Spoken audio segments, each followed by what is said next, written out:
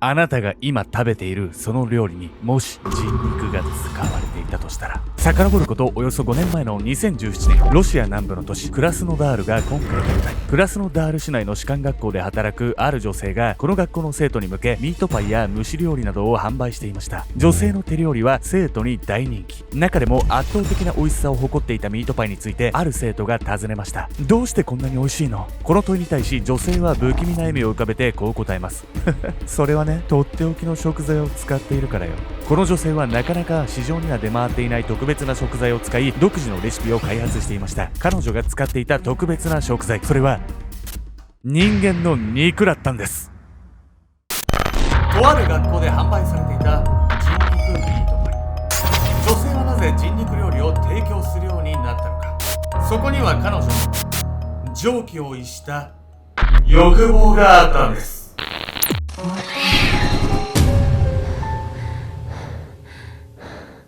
おそす、アメリカのシリコンバレーに行きたいよ、ケンちゃんです。あなたの夏バテなんか吹き飛ばしてあげる、やみやみこです。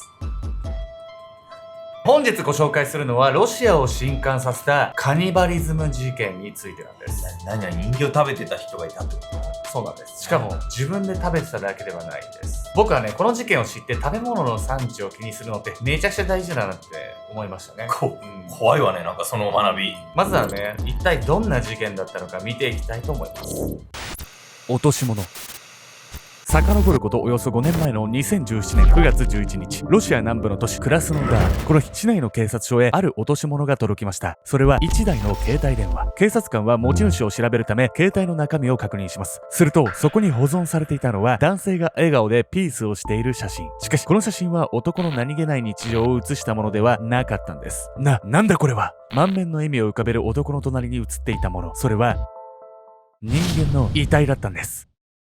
警察は急遽殺人事件として捜査を開始。すると翌日、市内の士官学校の近隣で犯人が遺棄したとみられる遺体の一部が発見されたんです。この近くに犯人が潜んでいるに違いない。警察は拾われた携帯電話の写真を頼りに近隣住民に聞き込みを行います。すると次のような発言をする住民が現れたんです。こんなことをするのはあの女に違いない。前から様子が変だと思っていたんだ。何携帯の写真には男の人が写ってたんでしょ？なんで女性の名前が上がってくるわけ？近隣住民からすると、この女性がそれだけ怪しい人物だったってことですよね。近隣住民から怪しいとされた女性は遺体が発見されたすぐそばの士官学校の寮で暮らしていました。警察は彼女についてさらに詳しい情報を得るため、寮の住人や管理人にも聞き込みを行います。すると、あの人ね、部屋から変な匂いがしていて妙だと思ってたんです。何か薬品を使っているような。用があって部屋に入ろうとしたら、入るなと怒鳴られましたよ。泣きながら抵抗するもんだから諦めたんですが、あれは異様でしたね。と皆口々に女性のおかしな行動に違和感を覚えていたというんです。また、この女性は気性が荒く、士官学校でもたびたび問題を起こしていたといいます。そのため、寮の住人たちは彼女を不審に思いながらも、あまり踏み込んだことは聞けずにいたんです。さらに、女性の名前や住所が分かったことで、拾われた携帯電話も確かにこの女性の私物であると発覚。彼女が犯行に関与していることがほぼ確定し、警察は彼女の部屋を家宅捜索することに。確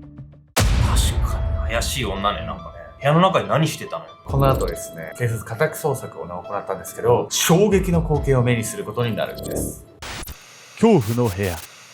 容疑者となった女性の部屋に乗り込んだ警察。そこで彼らはある奇妙な物体を見つけるんです。それは机の上に並べられた大量の瓶。瓶の中身は、これは一体何なんだ？瓶を手に取り、怪訝そうに眺める警察官。すると別の場所を調べていた同僚が驚いた様子で声を上げました。おい、これを見てくれ！同僚が手にしていたのはプリントアウトされたある一枚の写真。そこに写されていたのは、皿に盛り付けられた生首だったんです。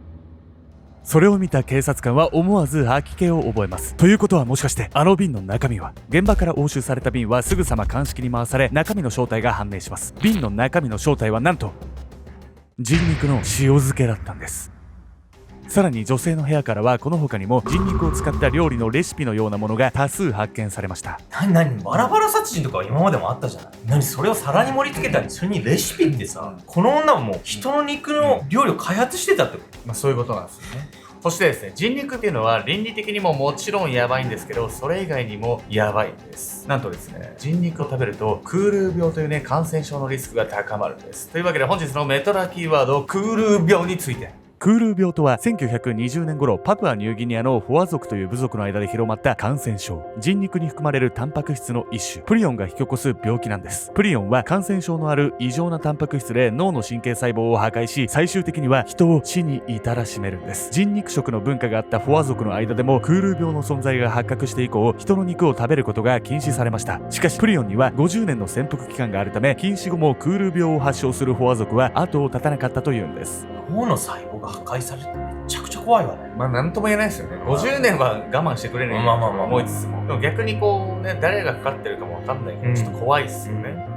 女性の部屋からは塩漬けの他にも冷凍された人の肉片などが複数見つかりました。動かぬ証拠をつかんだ警察はこの女性を逮捕します。女性の名前はナタリア・バクシーバ、42歳。彼女には看護師として士官学校に勤めていた過去があり、一見するとどこにでもいるような女性でした。近隣住民たちは不審がっていたんですが、彼女のことをよく知らない人たちからすれば怪しまれる様子は特に見当たりません。茂みの中でたまたま遺体を見つけて記念に写真を撮ろうと思っただけよ。取り調べ室でわめくナタリア。最初こそ容疑を否認していた彼女でしたが、警察から数々の証拠を突きつけられると観念したのか、ようやく犯行を認め始めました。あの日は知り合いの女と公園で飲んでいたのよ。そしたらあの女、酔った勢いで調子に乗ったことを。ナタリアは友人女性とお酒を飲んでいるうちに口論になり、ヒートアップしてついに殺してしまったというんです。その後、遺体となった女性をバラバラに解体した遺体はリュックに入れて自宅へと持ち帰り、たっぷりと記念撮影を楽しんだ後、塩漬けや冷凍といった形で保存していたというんです。悪趣味とかさ、そういうレベルじゃないわよ、これ。そういえばさ、なんか、寮の人たちにもさ、怖がられてたんだけどさ、それも酒癖の悪さが原因だったってことなの？そうなんです。ナタリアはですね、その酒癖の悪さからたびたびトラブルを起こしていたんです。ナタリアは慢性的なアルコール依存症で、酒の席で口論になることもしばしば。実は彼女は同じような状況で発見された女性の他に2人も殺していたというんです。こうしたナタリアの供述を聞いていた警察官はある違和感を覚えます。ちょっと待て、お前の部屋から発見された肉片はどう見たって3人分の量じゃなかったぞ。するとナタリアは当然であるかのような口ぶりでこう答えるんです。そもそも初めから3人だけだなんて言ってないわ。そうね、30人は殺したかしら。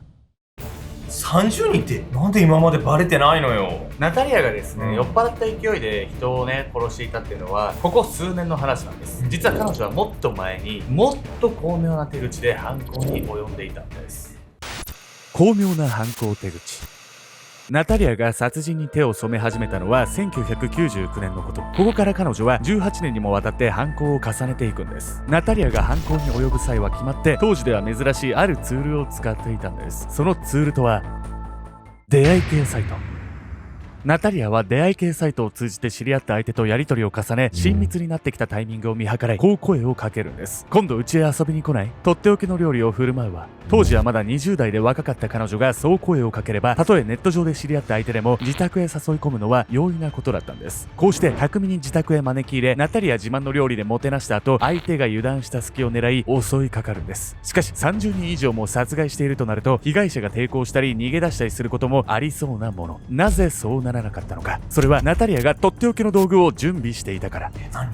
ピストルとか音の出るもの量だから使えないわよね。そうなんです。ナタリアが持っていたそれは音を立てることなく相手を仕留めることができるものだったんです。食事を終えすっかりリラックスしていた被害者の腕を急に取り押さえるナタリア。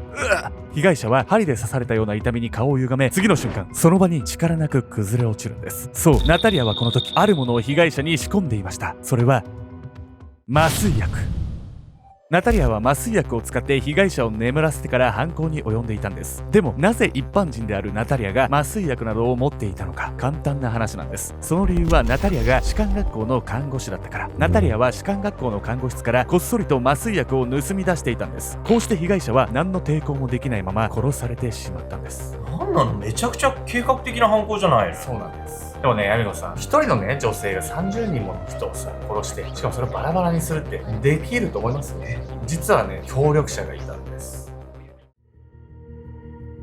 ナタリアの携帯が拾われる3日前の2017年9月8日の夜、彼女はすっかり酔っ払った様子で帰宅した。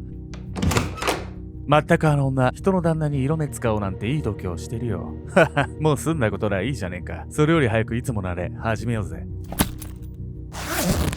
男はそう言うと、背負っていたリュックを床に下ろし、その中身を取り出した。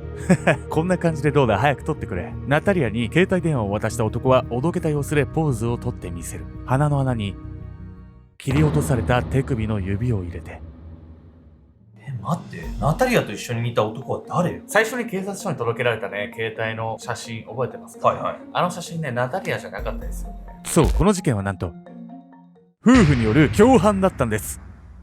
ナタリアと共に犯行を犯していた男は彼女の夫であるドミトリー・バクシェエフ35歳。実は携帯が拾われる3日前のあの日、ナタリアは友人女性と夫の3人で酒を飲んでいました。ナタリアは夫のドミトリーと女性があまりにも親密な雰囲気で話していることに腹を立て、夫に女性を殺しバラバラにして家に持ち帰るように指示したんです。こう考えると全ての辻褄が合ってくるとは思いませんか？女性には難しい遺体の解体も30人余りの殺害も男手があったとなれば途端に可能な犯行となっていくんです。夫のドミトリーはナタリアよりも7歳も年下、定職にもつかずナタリアの収入にすがるだらしのない男でした。こうした状況からナタリアが夫婦の主導権を握っており、ドミトリーは彼女の言うことなら何にでも従っていたんです。いやいや、なんなのよこの夫。止めなさいよ。自分の意見元尻に敷かれてたとしてもさ、人殺すの止めようよっていうね、話ですよね。まあでもね、命令だったとはいえね、人を殺してるんで、この男も相当やばいっすよ。さてね、話は戻ってね、夫婦は人を殺して肉を保存したんですけど、彼らがやばいのはここからなんです。手作りミートパイ。手作りのミートパイはいかがですか？士官学校の学生食堂に響くナタリアの声。その酒癖の悪さから看護師をクビになったナタリアはいつしか学校の食堂で手料理を売り生活費を稼ぐようになっていた。美味しそう、一つちょうだい。ナタリアは料理上手で彼女のミートパイは生徒に大人気だった。一つまた一つミートパイが売れていく。そんなある日のこと、一人の生徒があまりの美味しさにナタリアへ尋ねた。ねえ、どうしてこのパイはこんなに美味しいの？ナタリアは不敵な笑みを浮かべてこう言った。あなたが想像もできないようなとっておきの食材を使っているからよ。怖い。とっておきの食材ってそういうことよね。そういうことですね。うわ。ナタリアが学生食堂で売っていたミートパイ、その材料として使われていたとっておきの食材とは、夫婦が殺した被害者の肉だったんです。さらに恐ろしいことにナタリアは市内の飲食店にも人肉を提供していたと言われているんです。もしそれが本当だとしたら、士官学校の生徒のみならず相当な数の人が知らず知らずのうちに人肉を口にしていたことになるんです。先ほどもお伝えした通り、人肉を食べると脳細胞が破壊されるクール病発症のリスクがあります。そして感染源であるプリオンの潜伏期間は50年。ナタリアの周囲にいた人たちは人肉を食べてしまったかもしれないショックだけではなく、クール病発症の恐怖に今も震えているんです。このようにして人々を嘲笑うかのように人肉料理を振る舞い続けたナタリア。彼女は取り調べの際にこのような発言をしています。なぜそんなにたくさんの人を殺したかって？あの部屋を見ればわかるでしょ。人の肉を使って料理したかったからよ。その後も人肉料理に対する熱い思いを語るナタリア。この発言を受け、ナタリアと夫のドミトリーには精神鑑定が行われたんですが、いずれも精神の異常は見つかりませんでした。料理したいって理由だけでさ、30人も殺すとかも精神なんて正常じゃないわよ、全然。ほんと捕まってよかったですよね。彼らがね、携帯を落としていなかったら、被害はもっと広がってた可能性があるんで、本当に恐ろしい事件です。私はただ指示しただけでやったのは全部夫よ。ナタリアは裁判の際、堅くなにそう主張し続けたんです。実は30人以上殺したと供述した夫婦に対し、実際に殺人の証拠が認められたのは、ナタリアの携帯にドミトリーと一緒に写っていたあの女性のみ。凶器もナイフしか見つかっておらず、それだけで遺体をバラバラにできるのかと疑問視する声もあるんです。とはいえ、ナタリア夫婦の部屋から多数の人肉や人肉料理のレシピが発見されたのは紛れもない事実。とても殺人の証拠がないという理由だけで片付けられるような事件ではないんです。最終的にナタリアには殺人扇動罪で懲役10年、ドミトリーには殺人罪で懲役12年2ヶ月の刑が言い渡されました。このセンセーショナルな事件を受けてメディアはナタリア夫婦を彼らが住んでいた地域になぞらえてクラスノダールの食人鬼と報道。人肉を料理しそれを振る舞っていたという世にも恐ろしい夫婦のその異名は瞬く間に世界中に知れ渡っていくのでした。突然ですけどね、皆様、はい、なんとですね、重大発表があるんです。はい、普通ね、動画の冒頭に重大発表あるっつってここまで引っ張るんですけど、そんなこすいことは過去何回かやったわ。いいよ、早く見なさい。なんとこの度ですね、アルゴメトリーの僕ら自身がね、出る別の姉妹チャンネルが生まれます。というところで、ちょっとね、皆さんお願いがあるんですよ。はい、本家アルゴメトリーでですね、僕がナレーション入れてたんですけど、今回はちょっと新たな試みとして、メトラのね、皆さんの、もしかしたらあなたかもしれません。あなたがナレーションをね、ちょっと入れてみるっていうのもありかなと思って、ナレーターさんを心震わしてくれる、一緒にお仕事してくれるナレーターさん、募集してます。募集してます。これは楽しみね。ほんと、あなた神々だからもう本当にもう、ぬるぬるナレーションしてくれる方来てほしいわよ、私。そんなやだ、僕のナレーション。どんな声質の年齢、性別問わず、応募していただけると嬉しいんで、なんかこうめちゃくちゃね、新しい感じになるんじゃないかなと。そうね。ナレーションが変わるだけでも。うんまあ、プラスアルファね、ちょっとまあ今まであんまりやってきてなかったんですけど、一部ちょっとプライベートな動画とかもね、まあそこまでちょっとやれないかもしれないですけど、何が見れるのかしら。ちょっとやれたりとかも企画してるんで、またリリースしたらね、皆さんに告知しますので、引き続きよろしくお願いします。